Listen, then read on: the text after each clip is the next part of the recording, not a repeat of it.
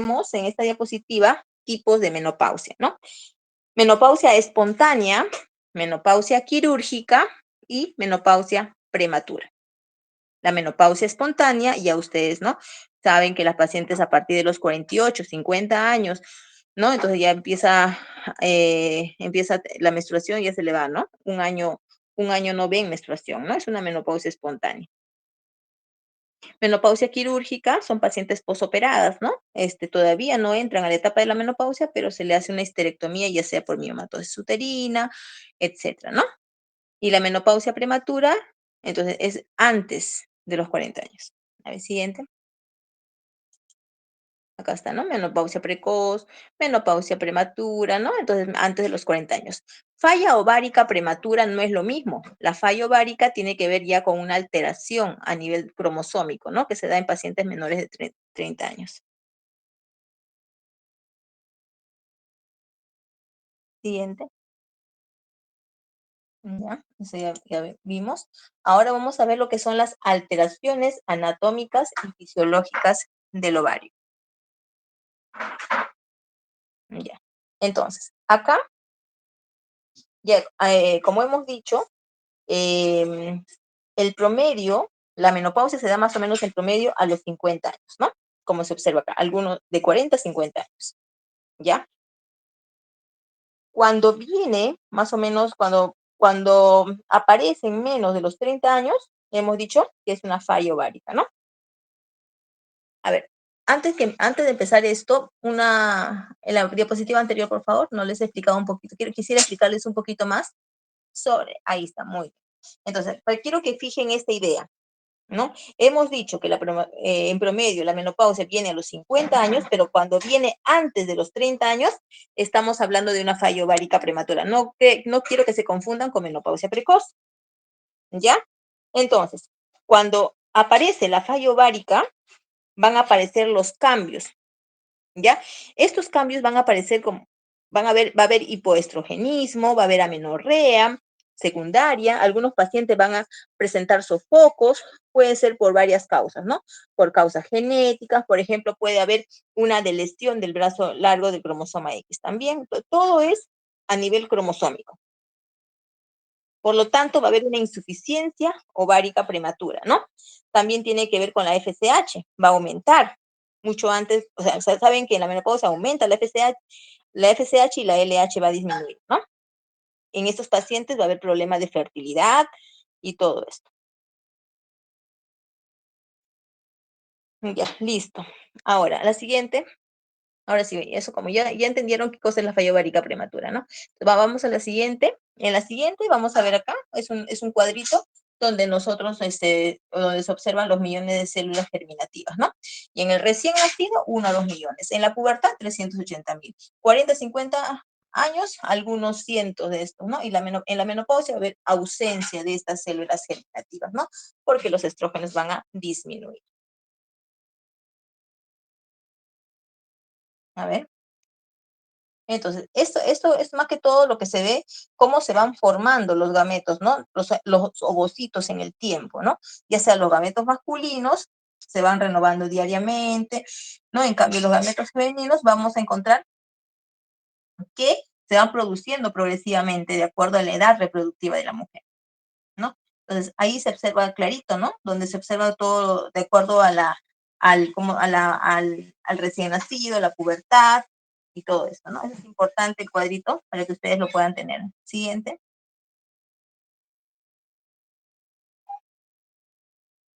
Siguiente.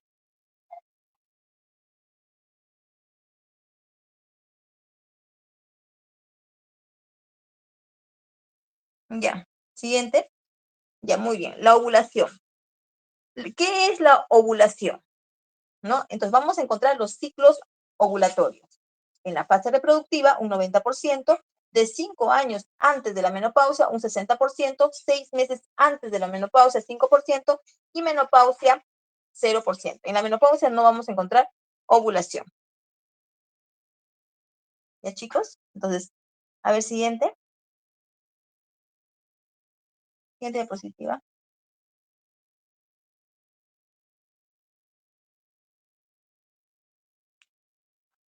La siguiente, eso ya hemos hecho, la siguiente diapositiva. Ya. En este cuadrito vamos a observar la regulación hormonal. ¿Ya? Entonces, acá vamos a encontrar lo que es el feedback negativo, donde vamos a encontrar menores de 40 años, de 40 a 50 años y cuando hay lo que es la menopausia en realidad, ¿no? Tenemos que tener en cuenta que la maduración folicular va a estar porque está inducida va a estar inducida por la FSH y la LH. ¿Qué va a hacer la FSH?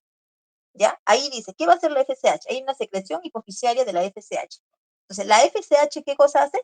Se une a los receptores de la membrana folicular de los ovocitos y por lo tanto va a estimular la maduración folicular, produciendo ¿qué cosa? Estradiol. En la mujer, ¿no? Lo que es los estrógenos, en, ajá, ya es, mayormente los estrógenos, ¿ya? Y la LH va a estimular la célula de la teca, ¿no? Del ovocito, que rodea para producir los andrógenos y también los estrógenos. Y esto sirve como mecanismos desencadenantes para inducir lo que es la ovulación. ¿Ya? Por lo tanto, a ver, un ratito, por favor, un ratito.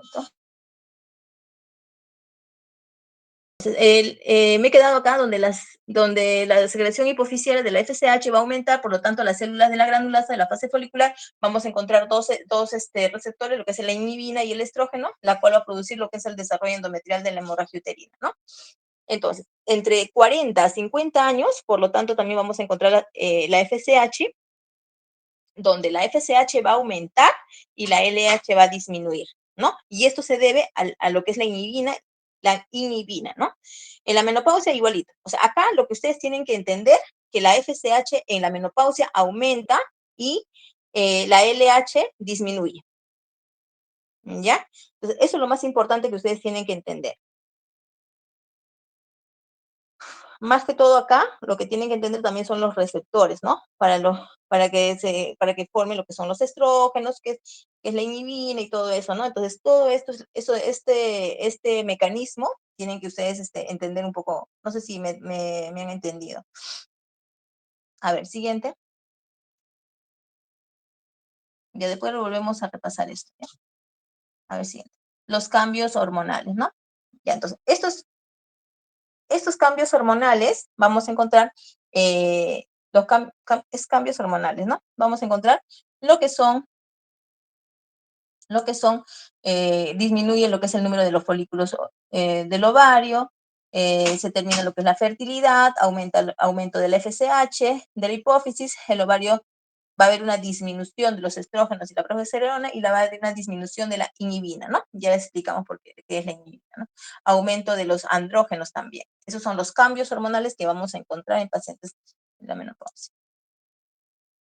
Entonces, acá consiguientes, los cambios hormonales acá el ovario continúa secretando lo que son los andrógenos, existe una conversión periférica tanto del tejido adiposo, ¿no? O sea, las mujeres que son gorditas, en la parte de adelante, ese panículo adiposo, se llama lo que es la androstenidiona, ¿no? Lo que es se va a transformar de la androstenediona a estrona, ¿no? Entonces, esas pacientes que son gorditas van a tener más síntomas climatéricos, ¿no? Que las flaquitas. Cuando las flaquitas que no tienen ese tejido adiposo, los síntomas de la sofocación, los bochornos, es menos. ¿Ya? Siguiente. Ya, entonces acá en esta diapositiva vemos lo que son los factores que van a influir en la edad de la menopausia, ¿no? Pues la herencia, raza, clima, factores socioeconómicos, obesidad, paridad, anticonceptivos orales, tabaco, ¿no? Siguiente, pues, los síntomas que van a acompañar, es lo mismo que ya les he mencionado, los bochornos, sudoración, cefalea, insomnio, inestabilidad emocional, disminución del libido, disminución de la memoria y la parestesia, ¿no? Esos son los síntomas que van a acompañar a la alteración del ciclo menstrual. ¿Ya? Siguiente. Bueno, esa diapositiva se ve lo mismo que la sofocación, se vemos también los trastornos del sueño, que ya mencioné, siguiente. Esos son los síntomas, ¿no? La sequedad vaginal. ¿No? La sequedad vaginal es lo que se ve generalmente en estas pacientes, ¿no? Seguramente ustedes ya han estado en consultorio, han visto vaginitis atrófica, ¿verdad?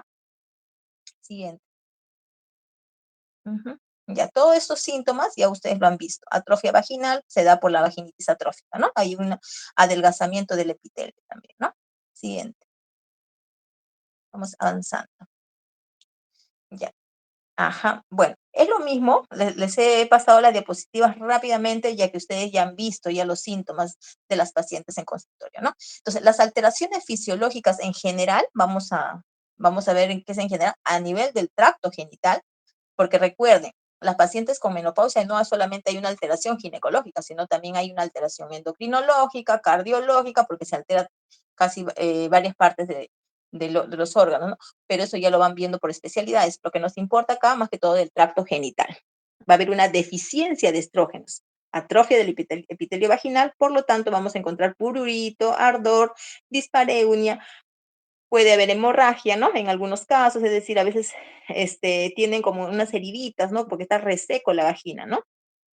Por lo tanto, estas pacientes también tienden a tener prolapso, ¿no? Porque se cae lo que es el piso pélvico, ¿no?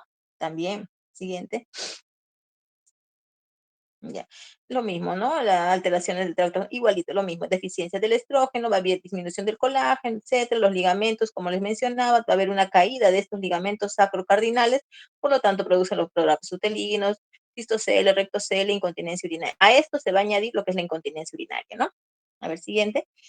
Los síntomas, sequedad, prurito, sangrado, leucorrea, dispareunia, frecuencia urinaria, la incontinencia urinaria también, ¿no?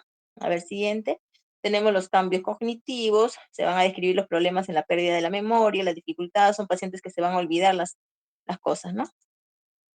Los cambios en la piel va a envejecer, por el déficit de estrógenos, el colágeno de la piel disminuye, por lo tanto, la piel empieza a disminuir. Trastornos menstruales, ¿no? Ya les he mencionado los ciclos anovulatorios, oligomenorrea, hipermenorrea, metrorragia, hiperplasia endometrial también, ¿no? En estos casos. Siguiente.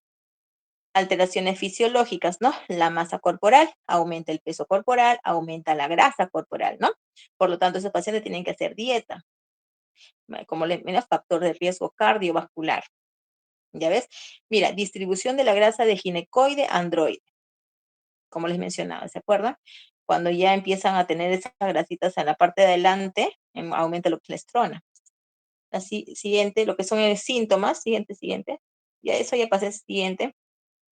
Ya estamos, ya pasamos acá, ya estamos más en osteoporosis. Ya, osteoporosis, ¿no? Los síntomas en osteoporosis son los pacientes que van a perder la resorción ósea, ¿no? Disminuye los estrógenos, la disminución de la resorción ósea es mínima, por lo tanto vamos a ver pacientes que van a tener osteoporosis, osteopenia, ¿no? En este caso ya que se le pide a las pacientes densitometría ósea, ¿no? Siguiente diapositiva. Vamos a ver las alteraciones fisiológicas, osteoporosis, ¿no? Un trastorno asintomático, la densidad ósea disminuye de 1 a 2% anual durante los primeros 10 años, el climaterio es responsable de todo esto, ¿no? Por lo tanto, su paciente ya una vez que ya entren a la menopausia, ya tienen que empezar a usar sus hormonas. Siguiente. Ajá, siguiente. Ya, muy bien. Entonces, acá pues habla un poquito sobre la fisiología de la osteoporosis, ¿no? ¿Por qué es responsable, ¿no? ¿Por qué es responsable el climaterio, o sea, lo que es la disminución de los estrógenos? ¿Por qué es responsable de la pérdida de esta resorción ósea? Porque generalmente se dice que en el hueso, en la columna y en la porción distal del radio es mayor la osteoporosis a nivel del hueso trabecular, ¿no? Que el cortical, que el fémur. Entonces, la deficiencia estrogénica, ¿qué cosa va a hacer? Aumentar la tasa de la absorción ósea, ¿ya? Eso es importante. Siguiente. Vamos a ver, siguiente.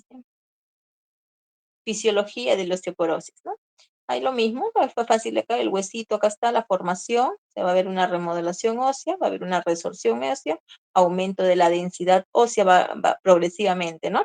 A ver, siguiente. Ahí está, muy bien. No, está bien, está bien ahí. Entonces, el aumento de la densidad ósea va a ir ¿no? De 30 a 35 años, 90% ya ocurre antes de los 20 años. Un periodo de equilibrio son 10 años, en menopausia, pérdida de la masa ósea, ¿no? Siguiente, siguiente, sí. A ver. Ya, listo. Acá. Bueno, es lo mismo, la pérdida de la masa ósea, ¿no? Entonces, la menopausia hemos dicho que va bajando, ¿no? De acuerdo, va a haber tres tipos de fases, dos tipos de fases, fase acelerada y fase lenta, ¿no? Entre los 60 y 65 años prácticamente se va a perder el 30% del hueso compacto y 50% del hueso trabecular. Siguiente. Ya. Los factores de riesgo de la osteoporosis, pues la edad, ¿no? El sexo femenino, la raza blanca, la talla baja, herencia, baja ingesta de calcio, ¿no? Pacientes con menopausia precoz, ¿no? También ingesta de alcohol, tabaco, artritis reumatoide, corticoides, sedentarismo, todo esto, ¿no? Son los factores de riesgo. Siguiente. ¿Qué más sigue? A ver, siguiente. Ya está. Y entonces, osteoporosis, ¿qué cosa vamos a encontrar? Disminución de la acumulación del hueso, aumento de la pérdida de la masa ósea. Ya, ese es en osteoporosis. Acá en la menopausia va a haber un incremento de la actividad de los osteoclastos por déficit estrogénica, disminución de la actividad de los osteoblastos, tasa de resorción excede la formación ósea, ¿no? A ver, siguiente. Densitometría ósea, ¿no? Entonces, es lo que se pide a las pacientes, ¿no? Ustedes han visto en consultorio que nosotros le pedimos a las pacientes ya estando ya en la menopausia, se le pide una densitometría ósea para ver cómo se encuentra lo que son la parte de la columna, ¿no? Y todo esto, ¿no? Entonces, la densitometría ósea es el estándar que se va a utilizar en la determinación de la masa ósea, ¿no? Y se va a evaluar con la absorciometría de los rayos X, ¿no? Las vértebras lumbares, el radio, el cuello femoral.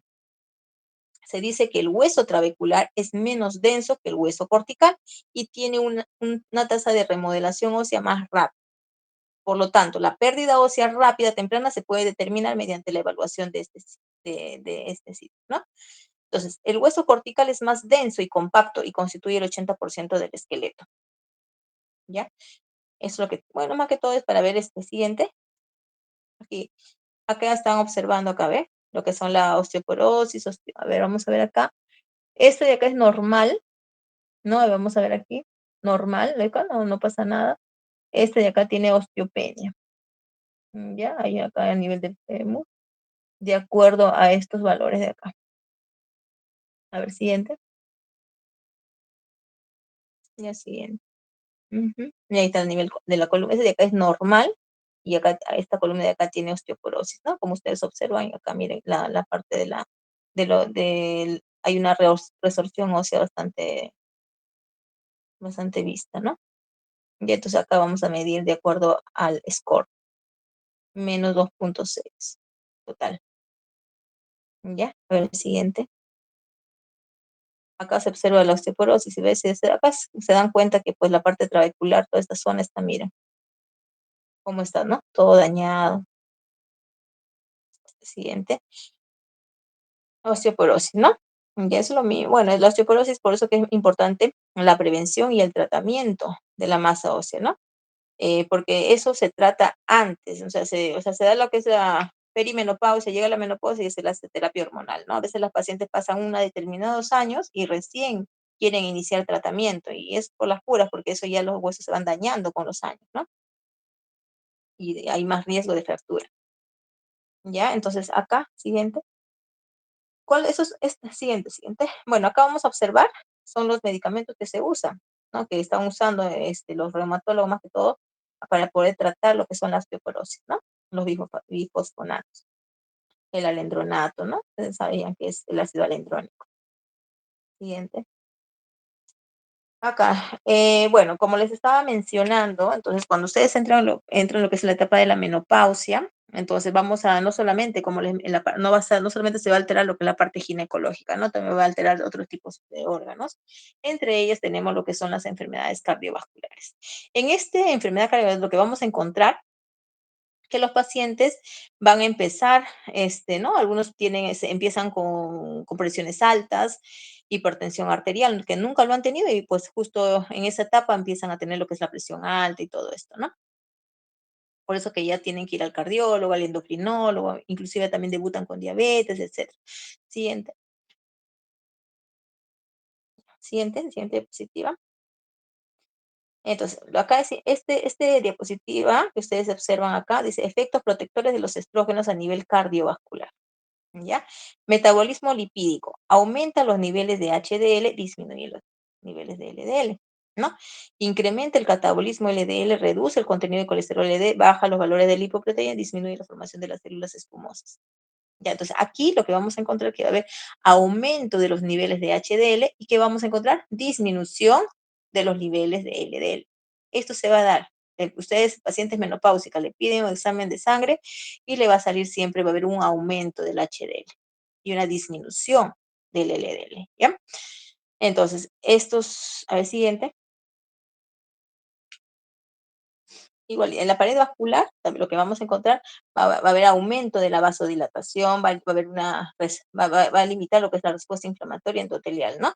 Va a haber, en cuanto a la coagulación, también va a haber lo que es incremento, lo que son de los valores de plasminógeno y también una disminución del nivel de los fibrinógenos, ¿no? Dice, siguiente, ¿no? Los factores protectores. Ya, ya eso ya, ajá, ya, listo. Aumenta lo que es el LDL, disminuye lo que es el HDL también ahí en el clima. A ver, siguiente. Eso es lo mismo acá. Disminución estrogénica, ¿ya? Entonces, ¿qué es lo que va cuando disminuye los estrógenos en pacientes con menopausia? ¿Qué vamos a encontrar? Aumento de la LDL, acumulación de la íntima arterial, esos son los mecanismos, ¿no? A nivel fisiopatológico, donde vamos a encontrar las células espumosas y todo eso, ver una infuria endotelial, por lo tanto, ver una adhesión plaquetaria, liberación del factor de crecimiento y proliferación celular, ¿no? Y por lo tanto se forma lo que son las placas ateroscleróticas. Entonces, por eso es importante esto. Entonces, ¿por qué las pacientes que entran a la etapa de la menopausia tienen que hacer una dieta estricta, tienen que ir al cardiólogo, ver cuánto tiene sus plaquetas, porque va a haber un aumento de la LDL y una disminución del HDL, ¿no? A ver, siguiente. Ya, ahora vamos a ver lo que son la terapia hormonal menopáusica. A ver. Bueno, como ya mencionamos, hay una disminución de los estrógenos, va a haber una alteración, ya sea en el corazón, en el ovario, en la vagina, en casi partes del cuerpo, también el pelo se le va a caer, las mamas también tenemos que estar haciendo el chequeo, ¿no? El control ginecológico, ya sea la mamografía, la ecografía y todo esto, ¿no? En el útero, ¿qué vamos a ver? El endometrio engrosado, ¿no es cierto? Entonces, todo, los huesitos se van a ver, lo que es la parte de la densitometría ósea, la vagina, las atrofias vaginales, los ovarios, el corazón y todo esto, ¿no? En el cerebro la parte neurológica, ¿no? Porque los pacientes se van olvidando las cosas también, ¿no? Siguiente. Ya, entonces acá más que todo es lo que es ya vamos a empezar a dar, siguiente. Son lo que son las terapias hormonales a las pacientes. No a todas las pacientes se le da hormonas, entonces vamos a ver que hay contraindicaciones. Siguiente. Las contraindicaciones absolutas y las contraindicaciones relativas, ¿no? Dentro de las contraindicaciones absolutas tenemos lo que es el embarazo, la hemorragia uterina no diagnosticada, la trombosis activa, cáncer de mama y todo eso, ¿no? Las contraindicaciones relativas tenemos historia de tromboflebitis y todo esto, ¿no? La historia de cáncer de mama y todo. A ver, siguiente. Ya. Los efectos colaterales de esta terapia hormonal, ¿cuál va a ser? Lo que es el sangrado vaginal, la mastodinia, la congestión pélvica, cambios en el estado de ánimo, el aumento de peso también, ¿no? Porque se le da hormonas. Siguiente. Ya, este es el balance de los beneficios y riesgos, ¿no? De dar a una paciente terapia de reemplazo hormonal, ¿no? ¿Cuáles son los beneficios y cuáles son los riesgos? Los beneficios, que los síntomas menopáusicos de bochorno, sofocación van a disminuir. Osteoporosis no va a haber. Atrofia vaginal tampoco. Por lo tanto, ¿no? ¿Y cuáles son los riesgos? Que puede presentar infarto. ¿Por qué? ¿Se acuerdan que les he dicho que aumenta lo que es la LDL y hay una placa aterosclerótica? Entonces, esto puede ocasionar que haya infarto, ¿no? La incontinencia urinaria, ¿no? Es un riesgo también. Esas pacientes, a veces tienden a se le escapa la orina y todo eso, ¿no? Esos son los riesgos que la paciente puede presentar. Entonces, para pacientes que sufren de osteoporosis, se dispone de otras terapias, ¿no? Preventivas como los bifosfonatos y los moduladores de de receptor de estrógeno. Eso ya lo ve lo que es el reumatólogo, ¿ya? Siguiente. Elegir candidatos para la terapia hormonal, ¿no? Mujeres sanas que sean así, mujeres sanas y sintomáticas y que sean menores de 60 años.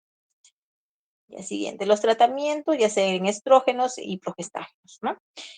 Los estrógenos tenemos el estriol o el estradiol, ¿no? Entonces, usamos más que todo los estrógenos. ya que son más que todo esto, los sintéticos no casi no se usa, algunos se han ido ya del mercado también. Más que todo de los progestágenos tenemos la progesterona en sí, ¿no?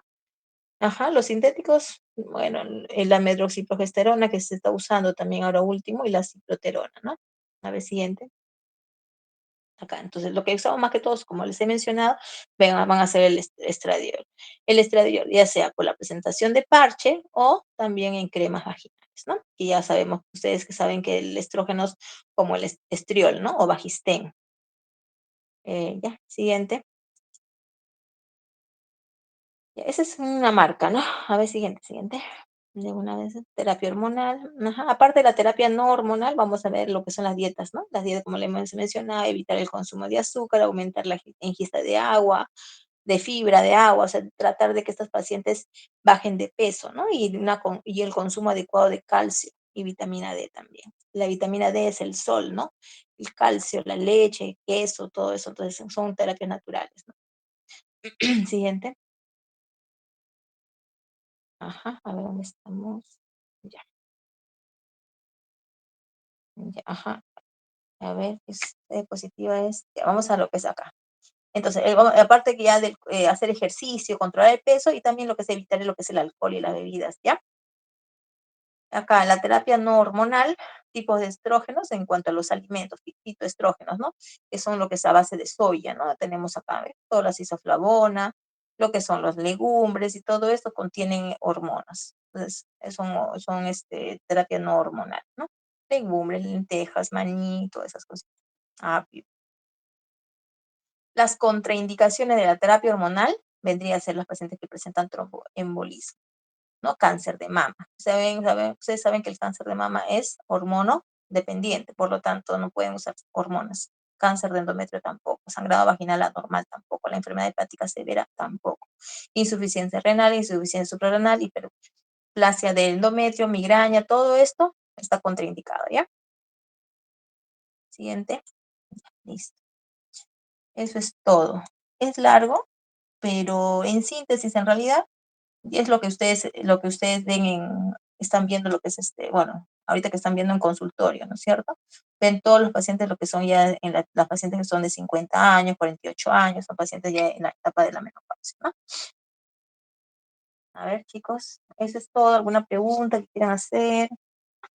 Doctora, disculpe, buenas noches. La FSH y la LH se encuentran incrementadas, ¿cierto? La FSH va a haber un aumento de la FSH y la LH va a estar disminuido, ¿no? Entonces, eso más que todo es por la inhibina. A ver, del feedback, a ver, busca la diapositiva, chicos. Hay una diapositiva media amarilla,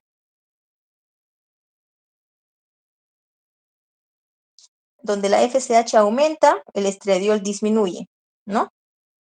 Entonces, el ovario ya no va a producir hormonas, por lo tanto, no hay receptores, no tiene receptores para transformarlo en estrógenos, ¿me entienden? Hay una diapositiva.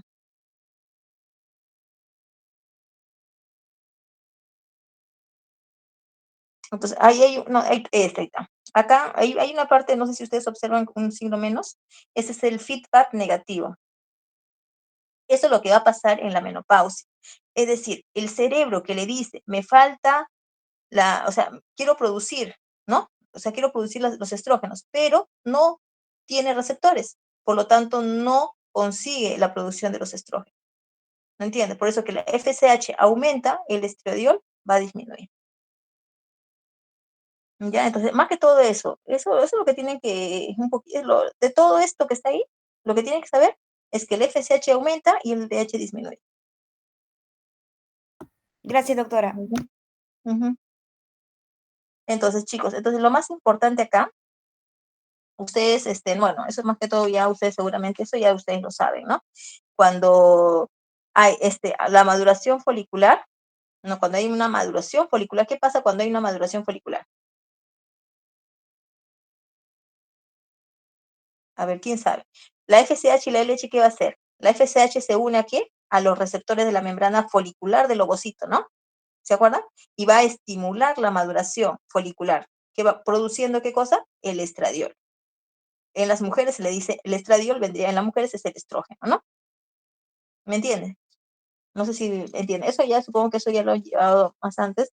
Y la LH, ¿qué va a hacer? Va a estimular la teca de la célula de los ovocitos que rodea, ¿no? Para producir, ¿qué cosa? Andrógeno y estrógenos. Y sirve esto como mecanismo desencadenante para inducir lo que es la ovulación.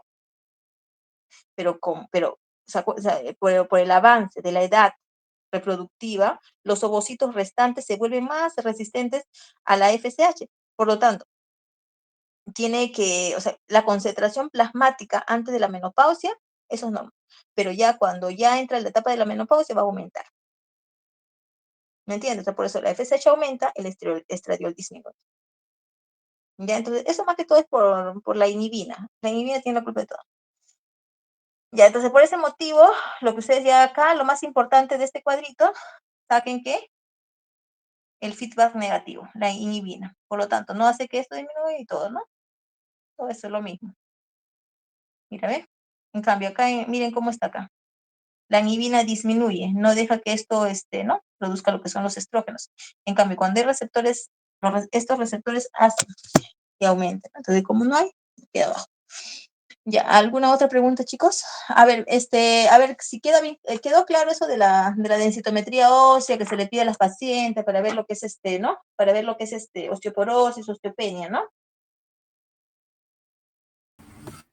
Sí, doctora. Ajá. Entonces, aquí lo que es osteopenia y lo que son osteoporosis, a ver, el gráfico, busquen el grafiquito donde está ahí la densitometría ósea, donde hay un cuadrito, donde hay el fémur ahí. ¿Ya? Vamos a ver ahí.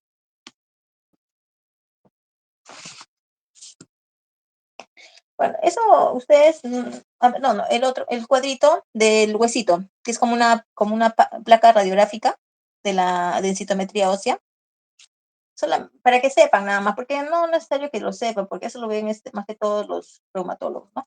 El cuadrito, siguiente, el otro, a ver, ay, pero, a ver, no, más arriba, baja.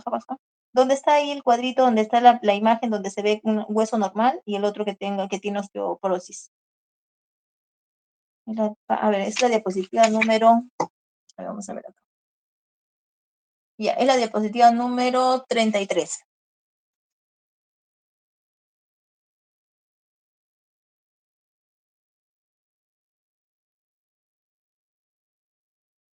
Ahí está. Ajá.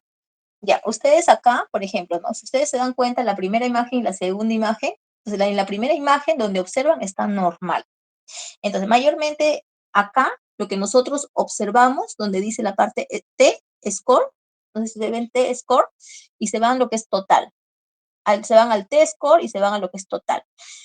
En el total, si ustedes se dan cuenta, en el primero que está normal es 0.5 y en el otro que está anormal es menos 2.4. ¿Por qué? Porque en la etapa de la osteopenia es de menos 5 a menos 2.4. ¿Entienden? Entonces, si esta que es osteopenia y acá está menos 2.4. ¿No? En la osteoporosis es de menos 2 a 5. O sea, ya está así. Eso ya está dado, ya, ¿no? Son así, de menos 5 a menos 2.4 osteopenia. De menos 2 diré, hasta 5 osteoporosis. O sea, así van, o sea, van de 0, menos 1, menos 2, menos 3, menos 4, menos 5, hasta de menos 2.4 a menos 5, osteopenia. De menos 2. A ver, la siguiente. Hay otro grafiquito también de la columna. Ya, entonces en la columna también igualito. Van buscando acá. Ajá, ven, acá, ¿no? En la columna van buscando igualito. Esta de acá está normal. Acá se ubican en el T-score. Se van para acá, para lo que es el total. ¿Cuánto es? Menos 2.6, ¿no? Entonces hemos dicho que la osteoporosis es de menos 5, no, menos 2 a 5, ¿no? Entonces está ahí en menos 2.6. Bueno, es algo así, ¿no? Para que más o menos vean, pero en realidad eso no les voy a tomar el examen. Más que todo eso es para los que, o sea, si quieren ver, ¿no? Si a las pacientes le dan, puede ver mi densitometría ósea, ¿no? Entonces ahí lo van viendo, ¿no? Recuerden que el hueso trabecular se va a ver menos denso en estos casos, ¿no? que el hueso cortical. Pues, en la diapositiva hemos mencionado que el hueso trabecular se va a ver menos denso que el hueso cortical. ¿Ya? Entonces, ¿por qué se da eso? También lo hemos leído en las diapositivas, ¿no? ¿Por qué? Porque tiene la tasa de remodelación ósea más rápida, ¿no? Entonces, por eso, porque la pérdida ósea, ¿no? Se va, o sea, la pérdida ósea es más rápida que el otro hueso, que el hueso trabecular. Es menos denso. ¿Ya, chicos? A ver, ¿qué más? ¿Qué más? ¿Otra pregunta que quieran hacer? Doctora, ¿el rango de valores normales en una densitometría cuál era? Ya, mira. El rango en la osteoporosis, o sea, son dos, osteoporosis. -2 a 5. Osteopenia, -5 a -2.4. ¿Y en la normal, Ya. doctora? Lo normal lo normal, por ejemplo, ¿no? Puede ser todo positivo, ¿no? 1.5, 2, o sea, no es negativo, positivo. Ujú. Gracias, doctora. Ya, no te preocupes, eso es solamente más que todo es para que más o menos sepan, ¿no? También un poquito no sean problema en eso de los valores ahí. Ustedes no tienen mucho que ver esto, eso más que todo lo ven los reumatólogos, ¿no? Cuando vean su densitometría ósea.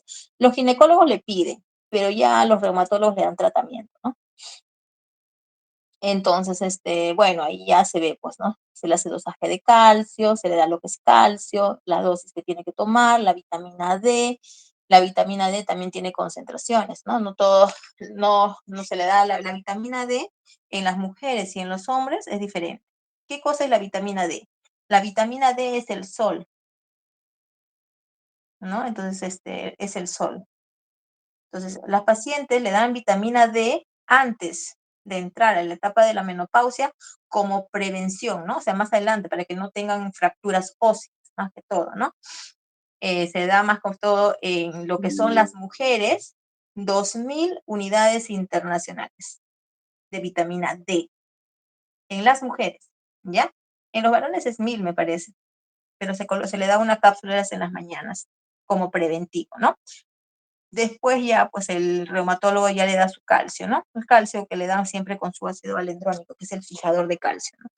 Entonces, eso ya el reumatólogo lo va dosificando a las pacientes, ¿no? Porque tampoco no pueden estar tomando calcio, porque hay aumento de calcio y puede haber ¿no? Cálculos y todo eso. Entonces, eso ya ustedes le mandan al reumatólogo para que vea ese asunto de las pacientes, ¿no? Porque la mayoría de pacientes tienen eso. He tenido pacientes, inclusive ya, pues, ¿no? Pacientes que 60, 60 y tantos, ¿no? Y me traen su densitometría ósea y nada, no tienen osteoporosis, osteopenia, y tú le preguntas, ¿has usado terapia hormonal?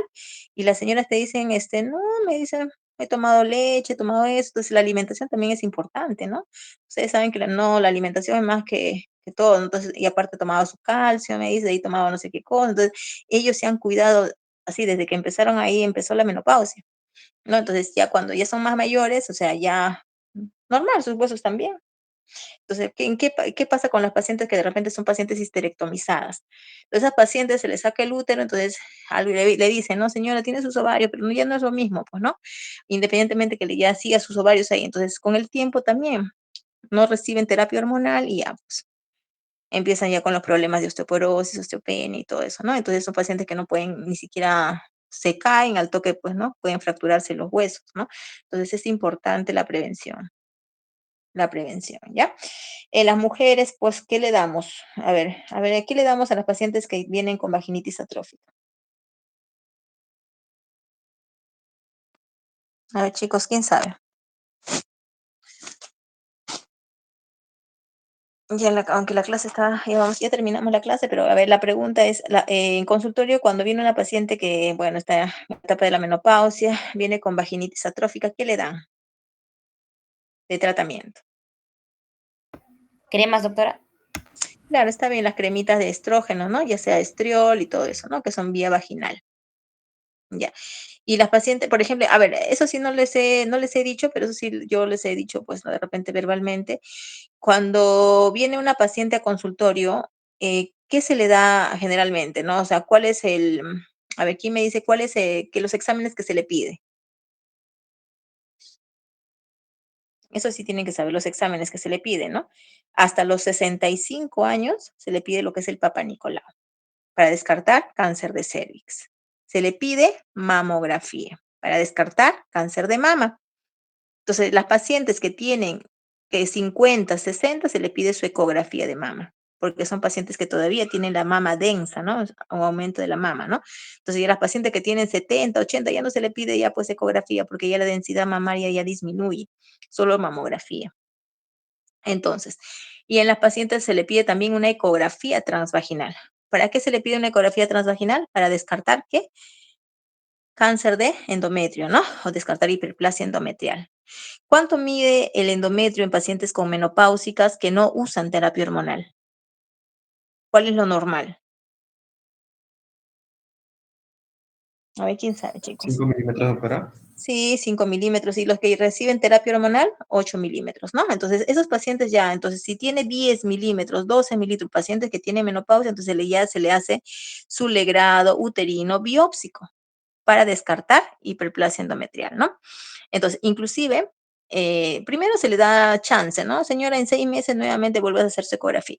Pero resulta que algunas pacientes que tienen endometrio de 12 milímetros, pacientes que ya están en la etapa de la menopausia, empiezas a sangrar. Dice, doctora, me ha venido una manchita de sangre, ¿no? Entonces hay que tener cuidado con esas pacientes, ¿no? A ellos sí no le vas a decir espera 6 meses, ¿no? Al toque nada más le hacemos su legrado uterino biópsico. Los que no, que esperen 6 meses, ¿no? Y normal. Un control de 6 meses y ya. Vemos que si es que ha bajado, bien. Si no, igualito.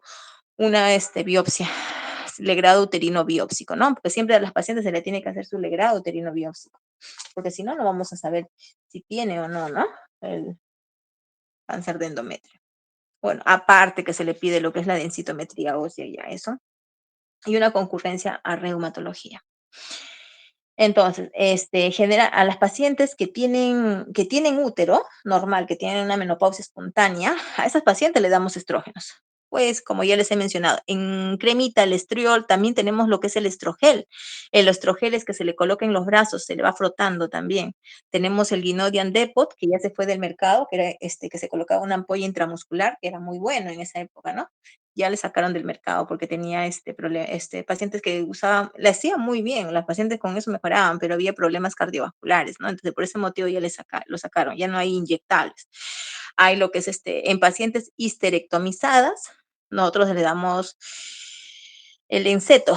Lenceto también es para pacientes histerectomizadas. Usan una protección para ellas, ¿no? Porque como no tienen útero, entonces eso es indicado más que todo para esos pacientes.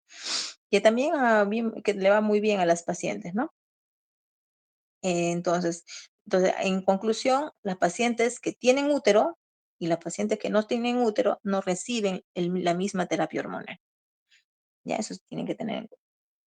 Todo eso se pregunta a las pacientes. Inclusive las pacientes que han tenido cáncer de mama, no tampoco por más que la vagina esté atrófica, no le vas a dar también terapia hormonal, porque ustedes saben, el cáncer de mama hemos dicho que son hormonodependientes. Damos lo que es Nayara, ¿no? Que Nayara es un gel vaginal que ayuda a hidratar la vagina, ¿no? Entonces, con eso ellos se mantienen, ¿no? Con el Nayara. Ujú. Tenemos, a ver, ¿qué más? En ese tipo de pacientes, ¿no? Que pacientes que han tenido oncológicas, pacientes que han tenido cáncer de tiroides, que después de eso han tenido ya hipotiroidismo, han quedado, también no se le da hormonas. Ujú. Pacientes que tienen hiperplasia endometrial o endometrio grueso tampoco, ¿no? Y todo esto. Entonces, algunos pacientes está contraindicado esto. Ujú. Bueno, ¿qué le podemos dar? La fitosoya, ¿no?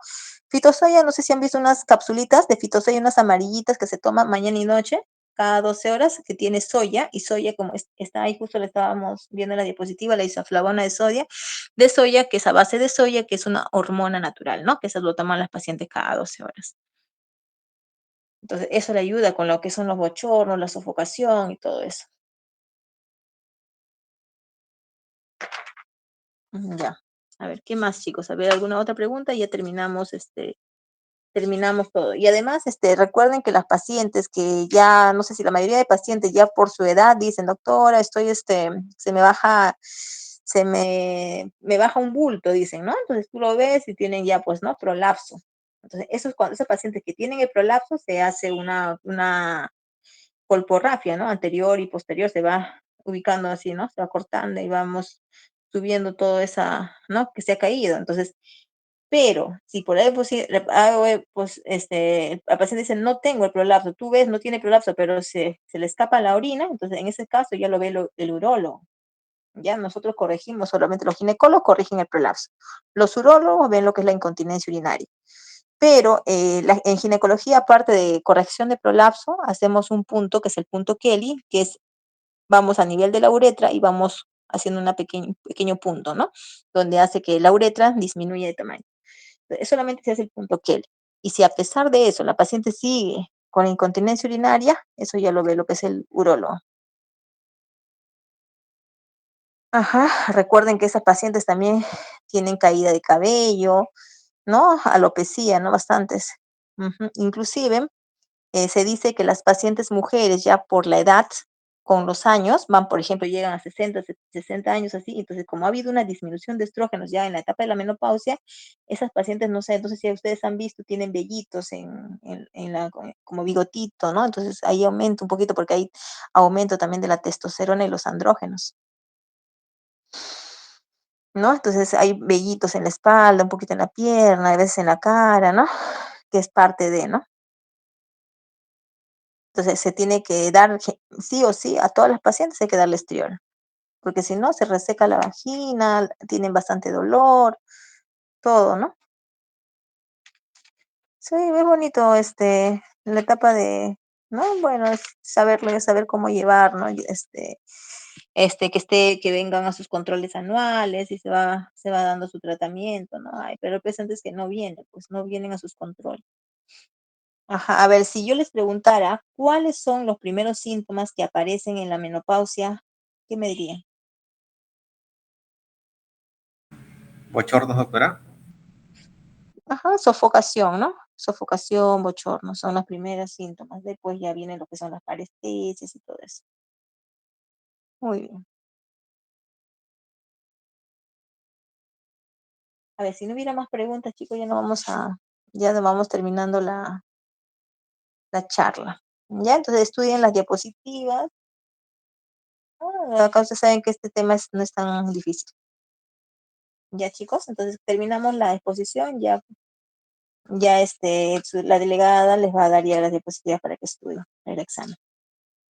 Ya, de ahí nada más vamos a tomar el examen. ¿Ya, chicos? Muchas gracias, doctora. Gracias, Ya, chicos. doctora. Muchas Ya, gracias, chévere. doctora. Ya,